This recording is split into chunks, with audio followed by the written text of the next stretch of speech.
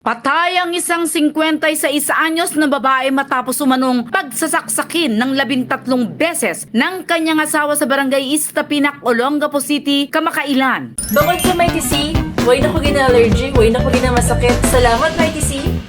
Batay sa inisyal na ulat ng pulisya, naganap ang insidente bandang alas 7:40 ng gabi sa loob ng kanilang tahanan habang may brownout sa lugar. Ayon sa mga otoridad, nagkaroon umano ng pagtatalo ang mag-asawa bago naganap ang pananaksak. Nagtamo ng 13 saksak ang biktima na umano'y gawa ng suspect. Nakatanggap naman ng tawag ang Police Station 3 mula sa barangay Iztapinak hinggil sa insidente. Agad rumisponde ang mga barangay rescue personnel at isinugod ang biktima sa James Gordon Memorial Hospital, ngunit idineklara itong dead on arrival ng mga doktor. Ayon kay Police Captain Melchor Katigday, officer in charge ng Police Station 3, may isang kapitbahay na nagsabing nakita umano nito ang suspect na may hawak na patalim at sinaksak ang isang improvised wooden table isang gabi bago ang insidente. Nagsampa na ng reklamo ang pamilya ng biktima habang patuloy pang iniimbestigahan ng mga otoridad ang motibo at iba pang detalye ng krimen. Tinukoy ng pulisya ang kaso bilang parricide at inihahanda na rin ang kaukulang kaso laban sa suspect.